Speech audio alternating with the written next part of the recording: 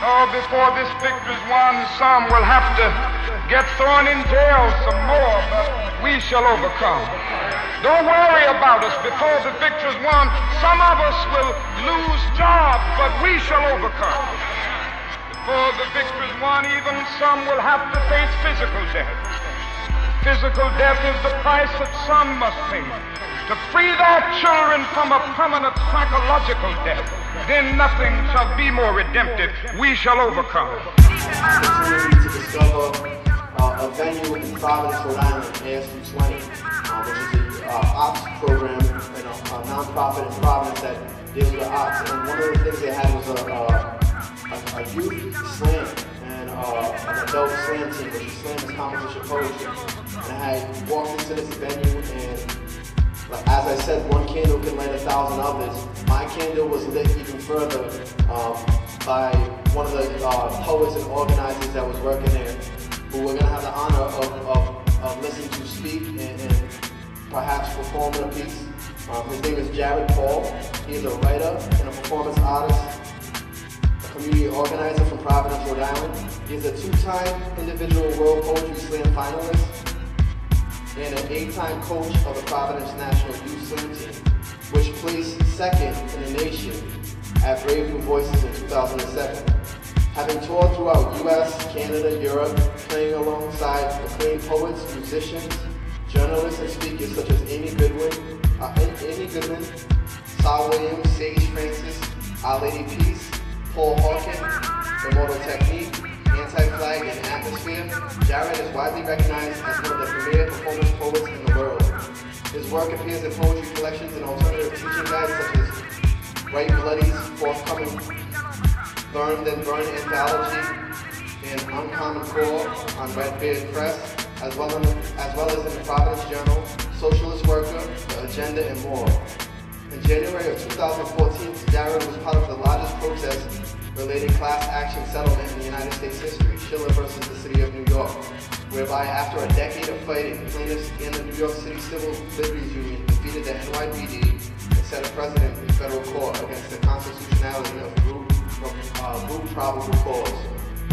Jared is someone that lives the afterlife of his words. Some people speak words, and some people turn words into actions. He's a powerful speaker, a powerful artist, and a committed person to the agenda of changing the world, not just in terms of race and class, but also in terms of the environment.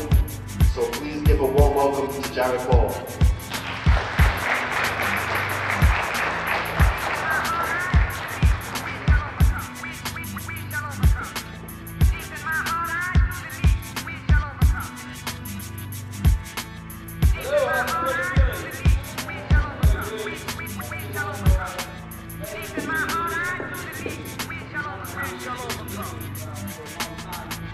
What do you think of that movie and the brave work of the people organizing, in Birmingham? Is that moving or what? Is that powerful? Make noise if you think that was powerful. I'm going to invite everybody to stand up for 1 second. Come on, stand up, stand up. Shake it on out and sing for like, an hour, 2 hours, 2.5 hours. I was part of a peaceful protest walking in a silent peace vigil on the sidewalk from Ground Zero to City Hall in New York City back in 2004, and 300 people were arrested just for walking in a silent peace vigil. And I was terrified when they brought us into the jail. They had set up this warehouse on the river to take in the over 1,700 people that they arrested just on that one day. And instead of meeting a bunch of scared people, I heard this protest chant that they learned, in the 60s that goes all the way back to the protest that, we were just seeing there in the South. So if you're feeling that movie, and you're feeling MLK Day today in the spirit of Dr. Martin Luther King Jr., who was all about, justice for everyone, repeat after me if you're feeling it. It goes like this. It goes, power! Repeat after me, like you mean it. Power! Power! Oh, you can do better than that. I said, power! Power! Power! Power! Power to the people. Power to the people. That's people power. That's people power. I said, power! Power! Power! Power! Power to the movement.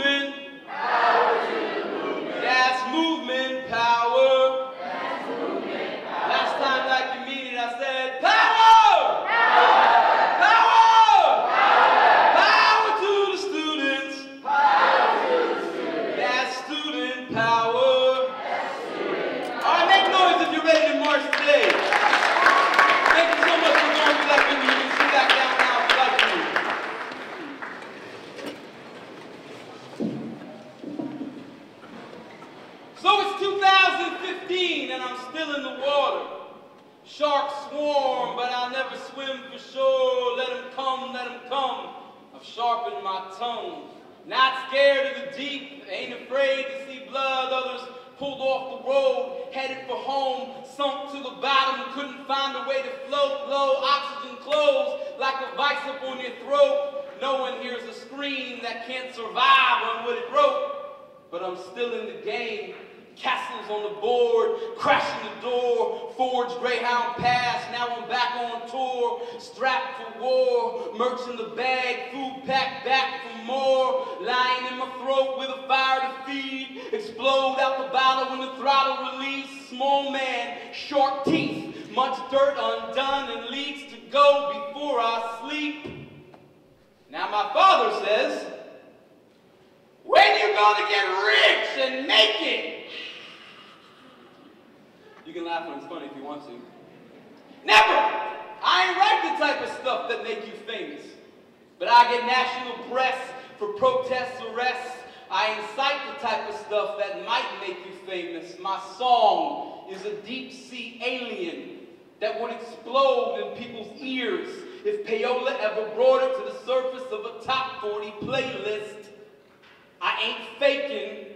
It's worth more than they could ever effing pay me. Who could own a tree like a native, not gangster, still the FBI hate me for being that rat who made it through the maze and never took the cheese when they gave it. It's amazing. I'm amazing. White trash ain't supposed to study wages. Socialist jokes? No? Just me? They want us poor, drunk, dumb, and making babies, hooked on sports, God, porn, keep it brain dead. But I made it out the matrix. Native healers taught me how to shape shift, how to study race, class, and what the state is. I know capital is just exploited labor, and there's a whole lot more, but that's the basics. War is for profit, not national safety. Training youth in genocide for a paycheck. I found the abyss before I knew what it was. Now I can't look away until we break it, but we gon' make it. I can taste it. Never been closer to making these type of changes, and I'm afraid, but I can't look away if that's what it takes, man. Class war till they put me in a jail cell, but I don't want to be in no jail cell. You know? Thank you very much.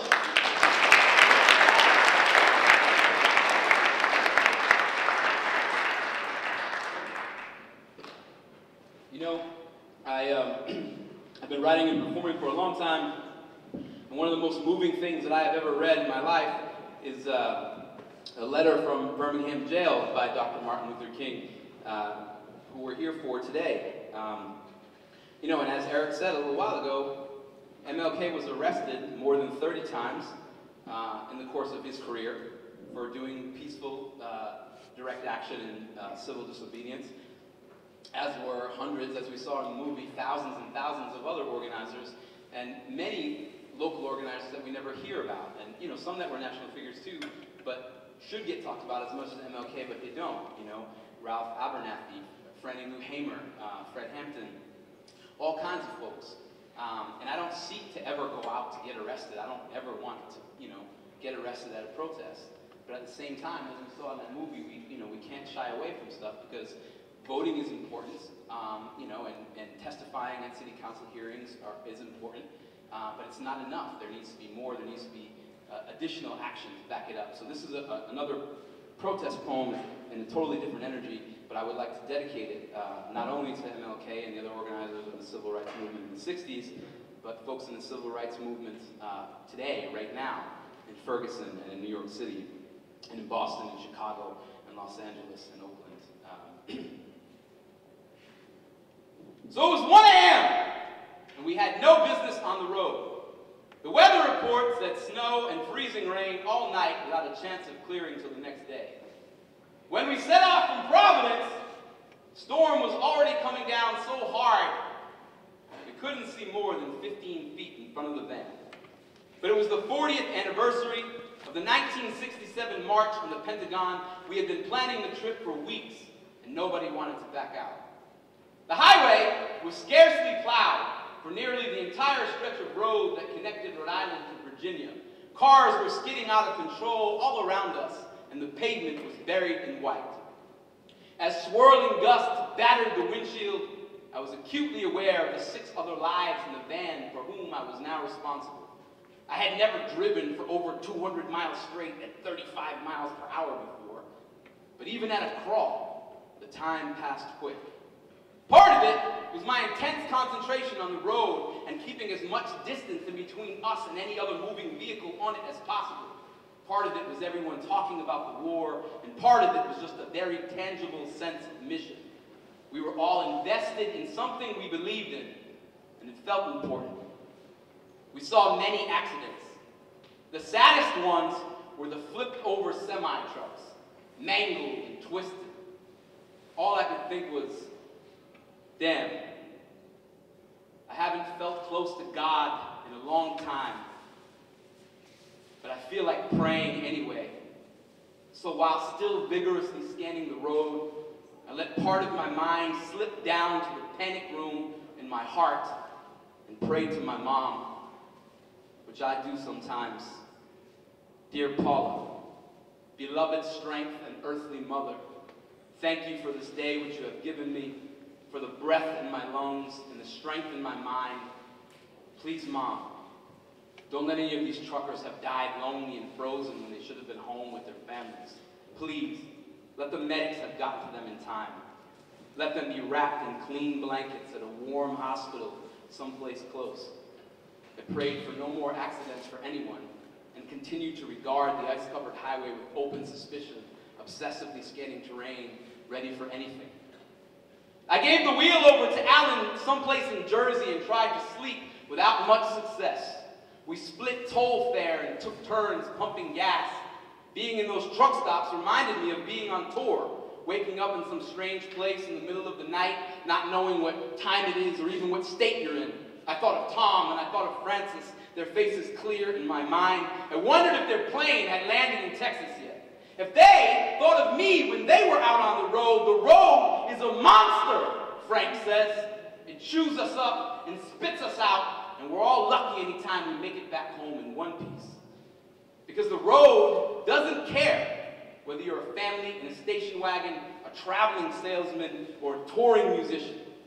It's one long haunted house where the floor and the walls can come alive at any second, like any stretch of the interstate can just open right up into some filthy monster mouth and swallow you and your friends whole in one bloody, frame-twisted, glass-busting gulp.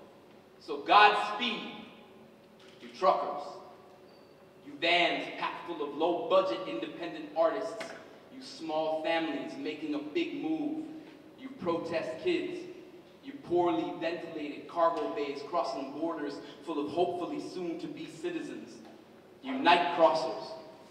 May the giant remain asleep beneath your tires, and your destination meet your expectations like a victory riot at dawn.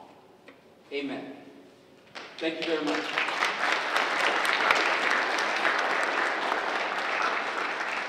So I'm almost out of time here. Thank you so much for listening. Before I go, I just want to wrap up with some of MLK's words here. This is, part of the letter that he wrote, while he was in jail. And he's talking about direct action. He's a group of white clergymen, ministers, church people put out a public letter criticizing him and the movement in Birmingham. And he responded, they were saying that you live in Atlanta, you have no business organizing in Birmingham. Yes, we believe in equality for everybody, but now isn't the time. Your tactics are too aggressive. And, he's writing this letter in response to them from jail. He says, you may well ask why direct action? Why sit-ins, marches, and so forth? Isn't negotiation a better path? You are quite right in calling for negotiation. Indeed, this is the very purpose of direct action. Nonviolent direct action seeks to create such a crisis and foster such a tension that a community which has constantly refused to negotiate is forced to confront the issue. It seeks to dramatize the issue that it can no longer be ignored. My citing and creation of tension as part of the work of the nonviolent resistor may sound rather shocking, but I must confess that I am not afraid of the word tension. I have earnestly opposed violent tension, but there is a type of constructive, nonviolent tension which is necessary for growth. Just as Socrates felt that it was necessary to create a tension in the mind so that individuals could rise from the bondage of myths and half-truths to the unfettered realm of creative analysis and objective appraisal, so must we see the need for nonviolent gadflies to create the kind of tension in society that will help men rise from the dark paths, dark depths of prejudice and racism to the majestic heights of understanding and brotherhood and sisterhood. The purpose of our direct action program is to create a situation so crisis-packed that it will inevitably open the door to negotiation. I therefore concur with you in your call for negotiation. Too long has our beloved Southland been bogged down in a tragic effort to live in monologue rather than dialogue. And I hear him say that, and it sounds just like he's talking about today. Folks around the country, folks of color around the country are saying that folks of color are being unjustly stopped and frisked, profiled, jailed, and it's not being heard. No real action is being taken to change it. And he goes on further to say, and this is the last bit, I must make two honest confessions to you, my Christian and Jewish and white comrades. First, I must confess that over the past few years, I have been gravely disappointed with the white moderate. I have almost reached the regrettable conclusion that the Negro's great stumbling block in their stride toward freedom is not the white citizen's counselor or the Ku Klux Klanman, but the white moderate who is more devoted to order than to justice, who prefers a negative peace, which is the absence of tension, to a positive peace, which is the presence of justice, who constantly says, I agree with you in the goal you seek, but I cannot agree with your methods or direct action, who paternalistically believes he can set the timetable for another person's freedom, who lives by a mythical concept of time and who constantly advises the Negro to wait for a more convenient season. Shallow understanding from people of goodwill is more frustrating than absolute misunderstanding from people of ill will. Lukewarm acceptance is much more bewildering than outright rejection. And I think I would be remiss not to note today that it's an honor to be here, just to even be given a chance to speak and to listen to you all and be a part of this day. And it's a special responsibility because I am a white, hetero, cisgendered male in this country. I benefit from basically every kind of privilege that you can possibly benefit from. It's a huge honor to be here, and I don't take it lightly. And I would put forth to everyone here, but especially to the white folks in the room, in 2015, it's time for us to really hear the message of Martin Luther King Jr. and admit that things are not fully equal and that things haven't changed. And it's time for us to do more listening. When folks of color in our community, in our country, are saying that there's a problem, saying that they're being attacked, saying that they're being isolated, saying that they're being unjustly dealt with. We need to listen and hear what's saying rather than trying to prove them wrong. And when we hear these prejudice statements and these racist statements, whether it's on Facebook or on Twitter or in the lunchroom or around our family table, it's time for us to not sit quietly even if we disagree with them. It's time to challenge them and to stand in solidarity with all working class folks, but particularly our folks of color who are up against some remarkable odds and oppression. Think of all the unarmed folks of color who've been killed in the past few years. The list of names just goes on and on. So attention and keep myself honest and dedicated to the movement for the rest of the year. I really, really look forward to marching with you today. There's no place I'd rather be. Thank you very much.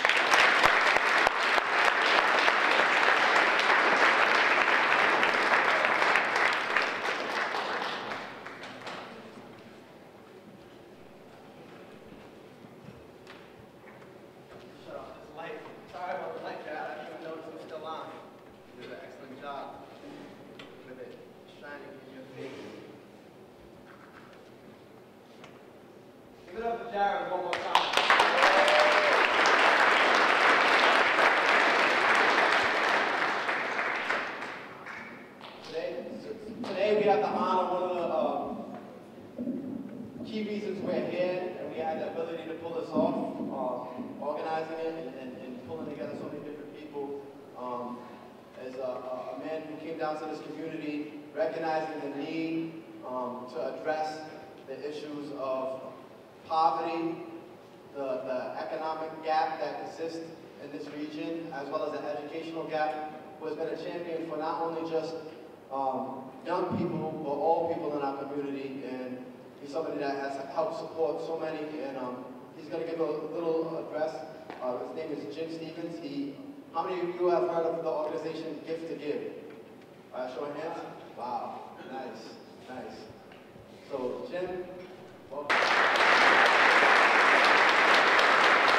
Good morning. I am so proud of you all. You could have been home sleeping today. You had a choice on what you wanted to do with your day off, and this is what you chose. So thank you very much.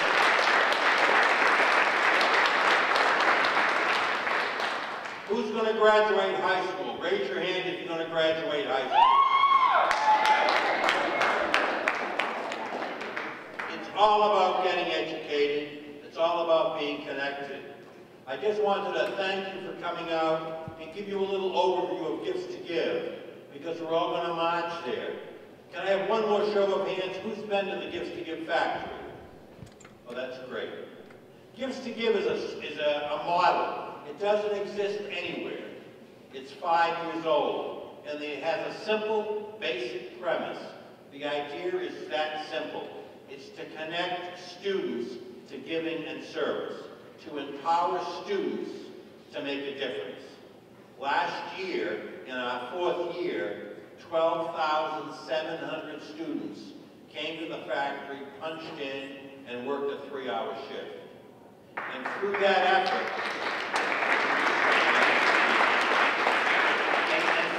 effort, it's a very simple business. We collect used things, clothes and books and toys and shoes. 20,000 pounds a week of stuff gets donated. And 1,000 students a month come to the factory and help us process the donations. That's the work we're going to do this afternoon, is process the donations. And after everything is processed, we have an online shopping cart. And shelter workers, social workers, churches, anybody that works with homeless or at-risk kids can order basic stuff for kids for free. And everybody that works at Gifts to Give is a volunteer. Nobody gets paid. So last year we were able to help 10,000 kids. And I just want to explain that to you. On the South Coast where we live, between Newport, Rhode Island and Wareham, there are 40,000 kids that live in poverty. And I'm going to ask you to think about, what do these kids do wrong?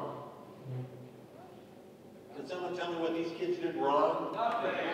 That's exactly right. And all we want to do is help these kids. So today, there's no better day than to think about the power of personal responsibility and the power to make a difference. If you spend 3 hours volunteering with us, we can get a gift package to a kid that doesn't have anything. And that's really powerful. So I want to thank you again for coming out. Please be safe in your march, and I'll see you on the other end.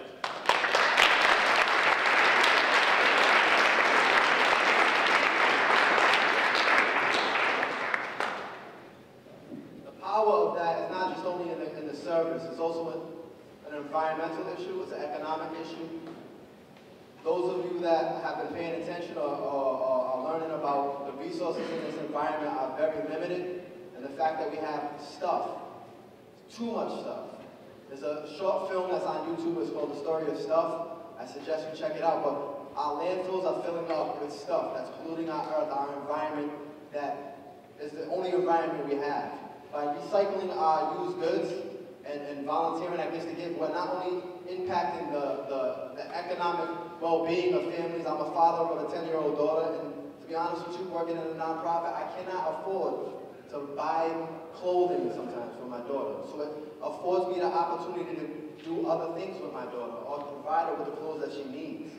So the work that you're doing is impacting families' budget to put food on the table, but it's also protecting our environment. And it's also learning and building community, a caring community. You guys had speakers. You had Angel providing the coffee in the morning, getting everybody riled up. Hold on, everybody stand. When I say I have, you say the dream. Let's get it. Ready? I have a dream. No, that was weird.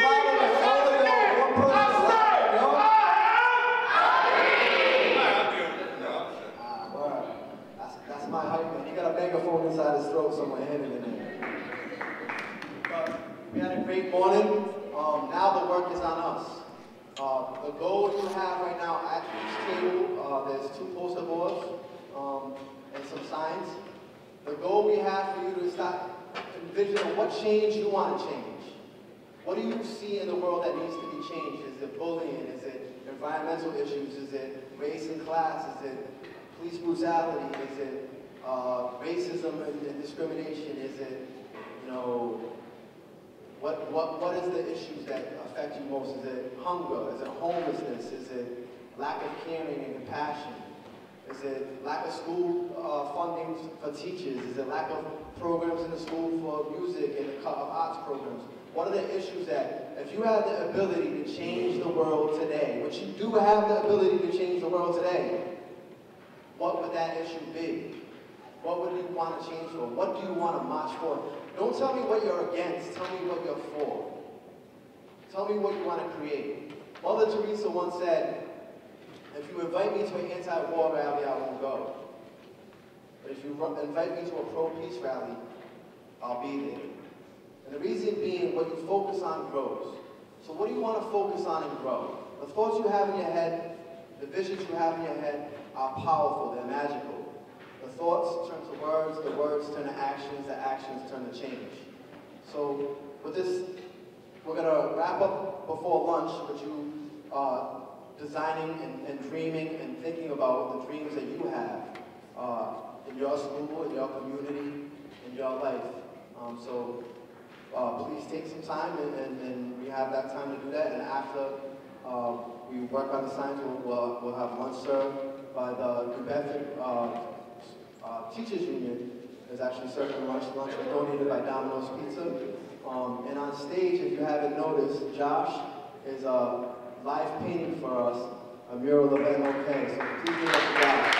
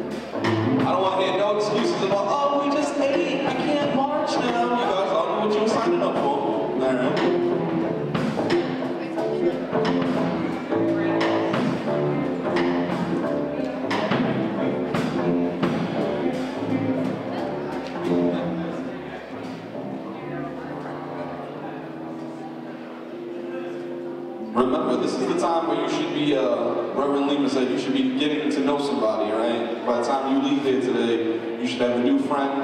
My man Mike is looking for some followers on his Twitter page, you know what I'm saying? He's trying to get that, right? All those 20, 18 through the rest. So if you haven't been called, I know, man, this is why you get a front row seat. This is why you get a front row seat.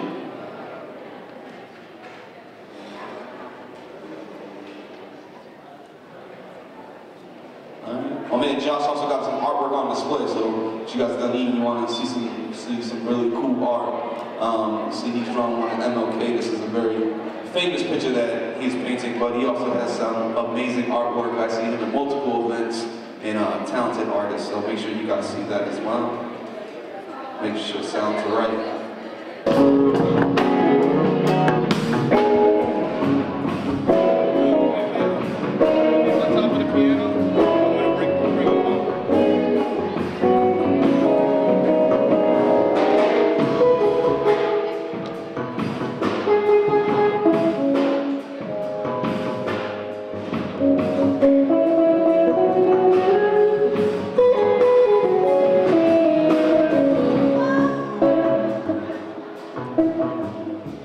Godless specifics, hieroglyphics, written upon papyrus.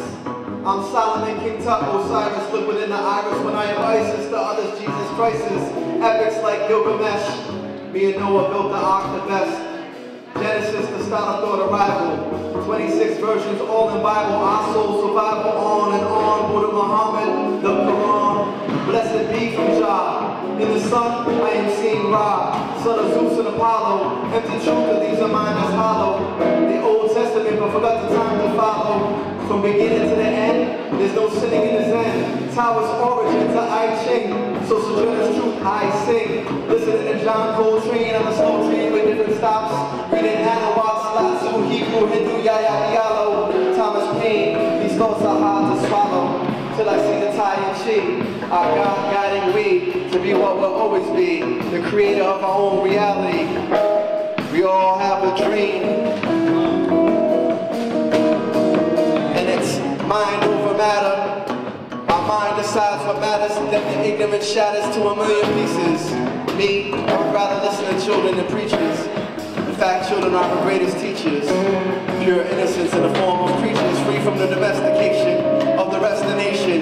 Their mind state is pure, free from the so-called rules that would blur our vision. In fact, culture and law are our prison. They prevent the true you from living in this moment of now. Something in time, but how? A second does not exist, just like ignorance is not bliss. So stop ignoring, cause sleeping is boring. And look, half of these people are snoring, that's why we constantly warring with one another and killing our mother, the earth, the land that fertilized the birth of man from dirt and sand. Life expand like lightning, man. I used to think life was frightening and creepy, but that was when my inner sage was sleepy. Now I sit with shamans in my teepee where my mind is my TV. And lets me see how divine we be. When I read and dream, my mind expands beyond time and land, and I find my mind is ready. It designed my hand so I could grasp reality. Created sexuality just for duality. Death so I can appreciate immortality. You see, life is eternal. A seed much like a kernel. When you learn and expand like popcorn in the you and I verse. One word started it all, just think in reverse. And see that one thought was there first.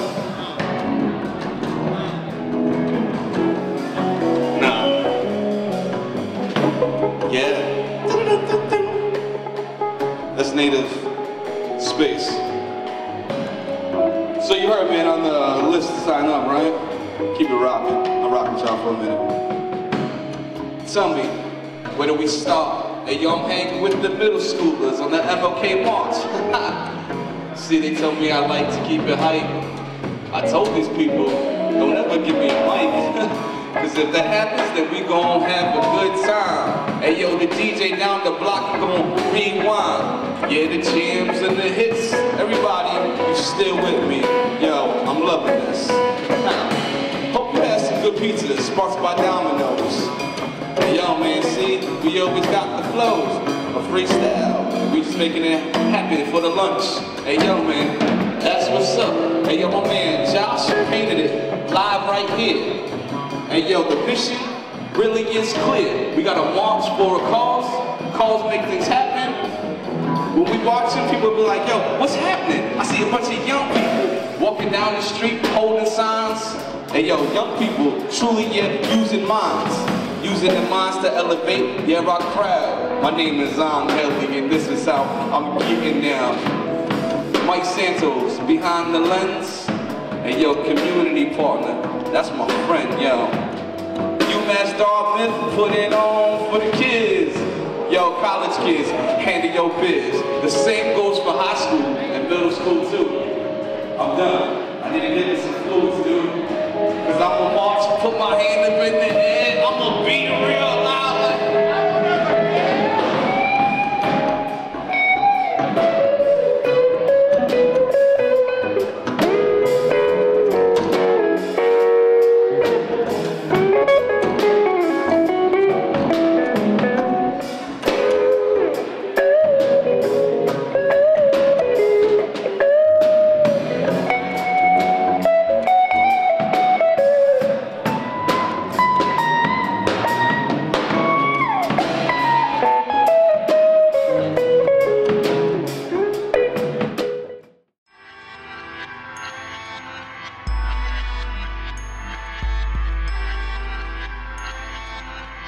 Oh, before this victory's won, some will have to get thrown in jail some more, but we shall overcome.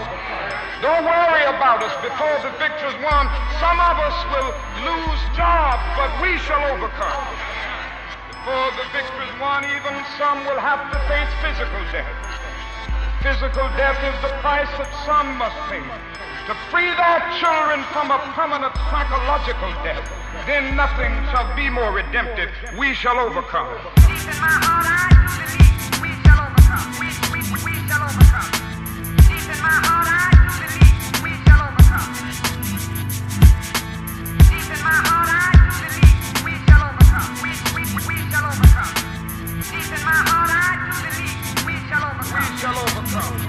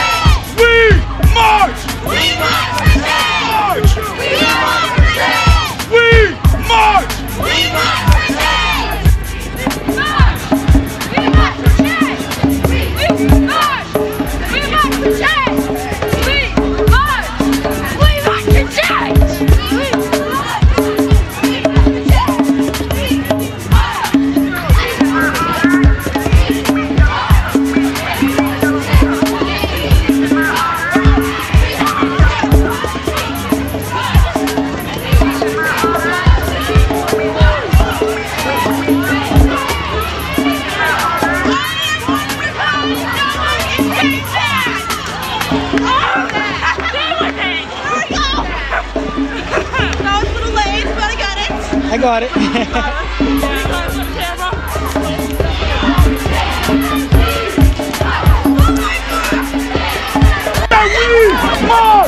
We not forget. Stop. We march. We march. We march. You do.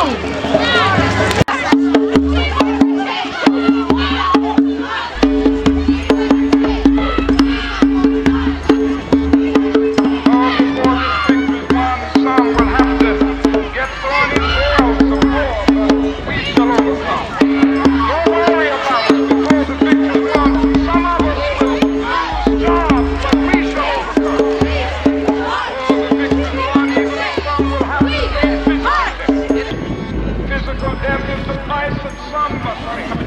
Free our children from a permanent somewhere. There's nothing that could be more redemptive. We shall overcome.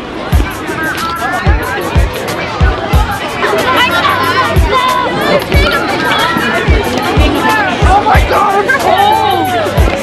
That thing's gonna be alright. We are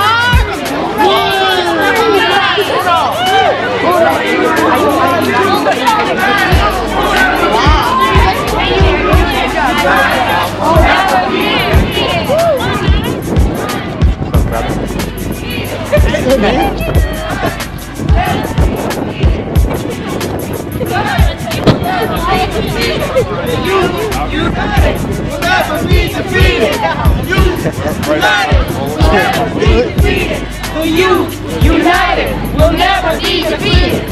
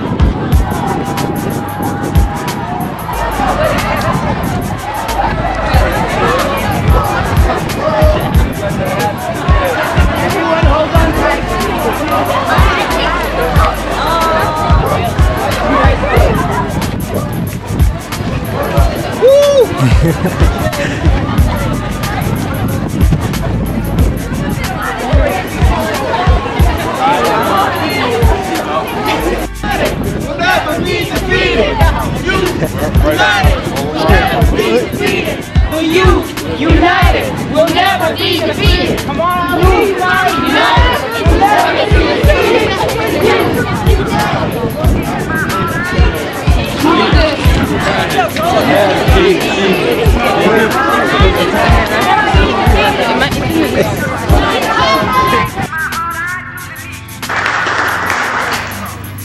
So I wanted to, it's not only gift service, but the educational component is amazing. And Eric Andrews is the person that is responsible for that. He's a real leader in our city, and we have so many leaders, and an inspiration to myself and to all the children that got a great day. So I'm going to read this, and then Eric says the words. He's a writer, so he'll be far more eloquent than I am. Be it hereby known to all that the City Council of New Bedford, Massachusetts hereby offers its sincerest congratulations to Eric Andre in recognition of your organizing the Dr. Martin Luther King Jr. Legacy and Day of Service event. The entire citizenry extends its very best wishes on this memorable occasion and expresses the hope for continued good fortune, given this day, the 22nd day of January 2015, by Council President Brian Gomes, myself, Dana Rivera, Naomi Carney, and the rest of the council that I serve with.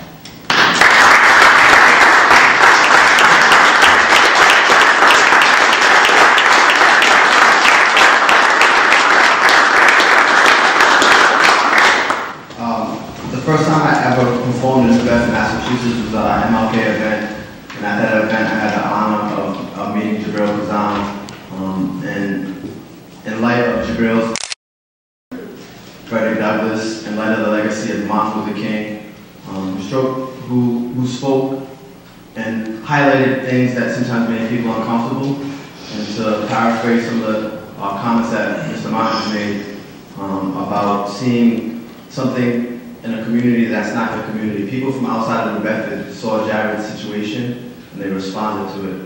And in that light and in that legacy, I would like to share something with you that I wrote. And before I do, I would like to dedicate it to a friend of mine who was murdered today in New Bedford, Javon Brown.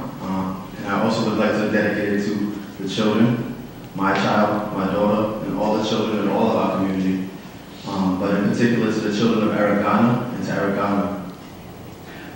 And before I begin, I'd just like to highlight, I'm from East Providence, Rhode Island originally, and I came to New Bedford via UMass Dartmouth. My grandfather, Captain Frank Shanley, was a police officer who served with distinction and honor in East Providence for over 20 years. And my mother's boyfriend, T.J. Bitter, was also an officer. And I also served in the National Guard, and many of my family has been in the military. So in no way, shape, or form am I somebody to pigeonhole and to stereotype an officer or anybody. However, being that I've seen injustice in the world, I need to speak out, and I appreciate you taking the time to hear what I'm saying, and hopefully you can think about some of the lessons in it.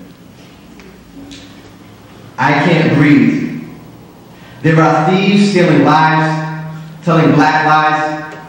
Excuse me, I'm sorry. I can't breathe. There are thieves stealing lives, telling white lies that protect and serve. Yet more like disrespect and disturb. This present got me nervous of a future much like our past, where a policeman can shoot you, then get a pass, no trial, just denial based on race and class. The system clashed with humanity, as the insanity of racism gets immunity, as long as the pain is inflicted on the oppressed population in our community. As TV televised lies, as multimedia tries to manipulate, protect the interests of those who seek to increase interest in profit. Invested in popular culture, programmed and marketed to promote positions that push people to prison. From poor participation in piss-poor public schools in a nation that pipeline more to prison. As Nightline, Tell Live Vision pump people with popular culture's propaganda, painting perceptions of poor black and brown people as evil, deserving of prejudice policing, protected by precinct, prosecutors, and politicians that police what we think as a profit in prisons for profit. Just think, who benefits most in this market, and who has the greatest ability to stop it when we can't breathe? This is the city of abolition. This is the city that spoke out about injustices across the world. We have a moral obligation to honor the ancestors that sat in the city, that organized beyond race, class, location, to fight injustices elsewhere. And it's important that we stand up and speak out against injustices everywhere. Because as Martin Luther King said, an injustice anywhere is a threat to justice everywhere. We are tied together. And what happens in one community affects this community, whether directly or indirectly. So thank you for your time. I appreciate it. And please, we need to have dialogue around these issues locally, and also expand that out and be a role model for other cities, and resurrect the legacy of this great abolitionist city. Some would call it a whaling city. I call that a travesty, because the whales were nearly extinct in the pursuit of that wealth and that profit.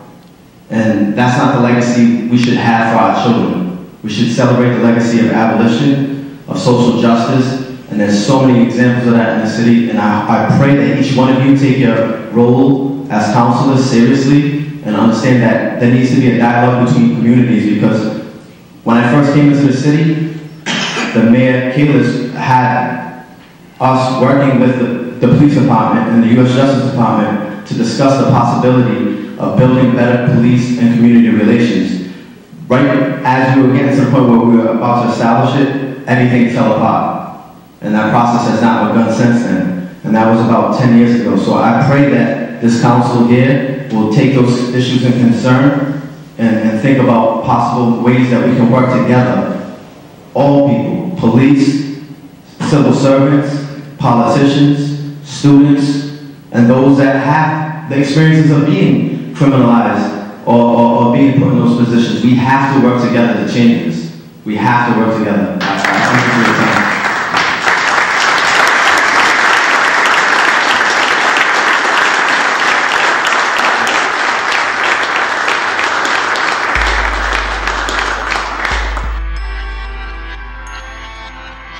Oh, before this victory's won, some will have to get thrown in jail some more, but we shall overcome. Don't worry about us. Before the victory's won, some of us will lose jobs, but we shall overcome. Before the victory's won, even some will have to face physical death. Physical death is the price that some must pay to free their children from a permanent psychological death. Then nothing shall be more redemptive. We shall overcome. Deep in my heart, I believe we shall overcome. We shall overcome. Deep in my heart, I